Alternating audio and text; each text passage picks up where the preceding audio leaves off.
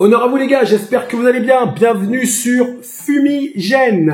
Les frérots, allez, aujourd'hui on se fait la review de l'épisode 11 de Jujutsu Kaisen. On est dans l'arc de Shibuya, le drame de Shibuya. Notre ami Gojo, Satoru Gojo a été scellé. Mais le gars est scellé, il est assis comme s'il était dans son canapé. Donc bon, on sent que Gojo va revenir. Il n'y a pas trop de doute sur ça en tout cas. Mais bon, on rejoint Yuji Itadori avec Megumi Fushiguro, ok, et ils sont en train évidemment de discuter avec, on va dire, c'est un peu leur, on va dire alors que c'est, on va dire, le leader de leur équipe, et ils vont très vite s'apercevoir que, ben voilà, la personne qui a dressé ce dôme est à l'intérieur de ce dôme, donc ils vont tout de suite se retrouver face à des antagonistes, et donc le combat va débuter. Alors que dire sur ce combat? Je l'ai trouvé qu'il était très très bon, voire même excellent. Encore une fois, on continue à être sur un très bon arc, du moins ce que cet arc nous laisse, voilà, le début de cet arc, parce que je pense qu'on est encore dans le début. Franchement, c'est très sympathique, les frérots, je dois avouer que je prends du plaisir, surtout que le duo Fushiguro, la Megumi avec notre ami Yuji était vraiment sympathique. D'ailleurs, il y a quand même on va dire une odeur d'Hunter x Hunter, hein. Mais là, il y a même une grosse odeur d'Hunter x Hunter. Ne serait-ce que dans l'explication des pouvoirs, vous voyez le pouvoir du vieux là qui tu le frappes, mais en fait il arrive à inverser la force de ton coup, c'est-à-dire que quand tu le frappes fort, en fait c'est faible, donc en fait il faut lui mettre deux coups, c'est-à-dire qu'il faut lui mettre un coup fort et un coup faible.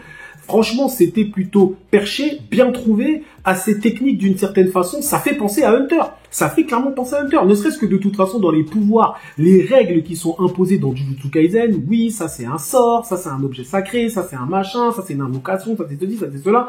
Ça fait penser à Hunter, très clairement. Alors attention, c'est fait à la façon de Jujutsu Kaisen, donc je ne dis pas que c'est de la repompe pure, mais c'est vrai qu'il y a une grosse inspiration Hunter x Hunter. On est obligé de le voir comme ça. Et il y a évidemment une inspiration Bankai avec l'extension du territoire. Ça, c'est le mode Bankai, on est bien d'accord. Mais c'est fait à la sauce de Jujutsu Kaisen, donc ce n'est pas, on va dire, de la pure repompe. C'est de l'inspiration, de la grosse inspiration, mais ce n'est pas de la repompe. Mais en tout cas, pour l'instant, on est sur un arc qui est vraiment très sympathique. Donc le combat, que dire sur le combat? Déjà, l'animation était vraiment bonne. Sincèrement, ça fait plaisir de voir un petit duo, hein. Ça faisait longtemps qu'on n'avait pas eu de combat en duo comme ça. Et au final, franchement, les deux se sont plutôt bien débrouillés. Je trouve que Yuji Itadori commence de plus en plus à devenir très très très dangereux. J'ai envie de dire, même scénaristiquement, il frappe très très fort, il maîtrise de mieux en mieux sa force occulte. Et au final, on voit bien que même un moment, Megumi se cale un moment sur lui. Il le dit, ça m'énerve de me caler sur lui, mais c'est normal parce qu'en fait, il est tellement fort qu'il donne le tempo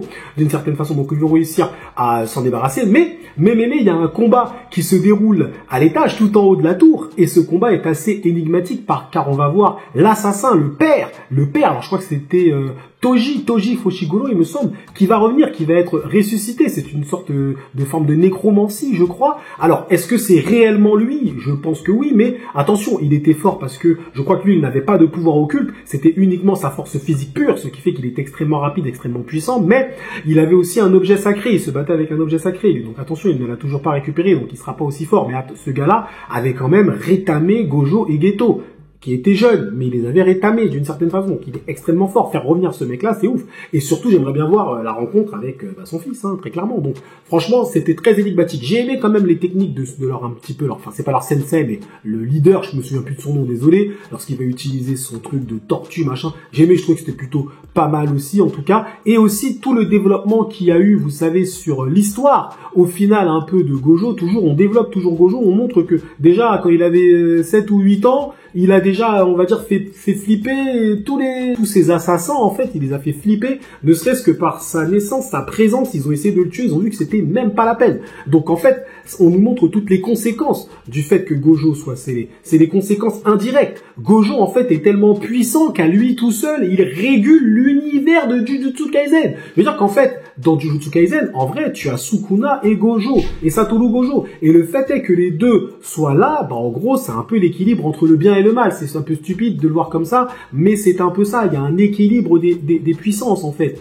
Et le fait que Gojo ne soit plus là, bah forcément, les fléaux prennent un peu le dessus. Il suffit que Sukuna soit ressuscité, et là, c'est le bordel. Hein. Enfin, ressuscité, du moins ils reviennent, et c'est le bordel. Donc très clairement, là, on voit bien toutes les conséquences de la disparition de Gojo. Donc Gojo ne doit pas mourir, en fait, dans Jujutsu Kaisen, parce que s'il meurt, bah c'est la guerre, c'est le bordel. Très clairement, on le voit bien, là. On le voit bien. Donc, en tout cas, un bon épisode, en tout cas, les frérots. Franchement, j'ai bien apprécié. Je pense, hein, que je vais peut-être, à la fin de cette saison, poursuivre et rattraper mon retard sur Jujutsu Kaisen version manga. Est-ce que je ferai des reviews? Je ne sais pas, je ne le dis pas du tout, c'est pas encore ça, on n'en est pas encore là, mais je vais au moins rattraper mon retard. Je sens le Hunter x Hunter, je sens le Bleach, je sens un peu ces trucs-là avec un peu saupoudré, on va dire, d'une petite narration à la Naruto, mais une petite narration aussi à la Hunter x Hunter, qui fait penser aussi à l'arc, vous savez, l'arc des fourmis un petit peu, hein. Ça fait penser à ça, il y a vraiment des grosses inspirations de ça, donc oui, on est sur un arc qui peut se considérer peut-être comme masterclass. Attention, je n'ai pas encore dit que c'est une masterclass, j'ai dit ça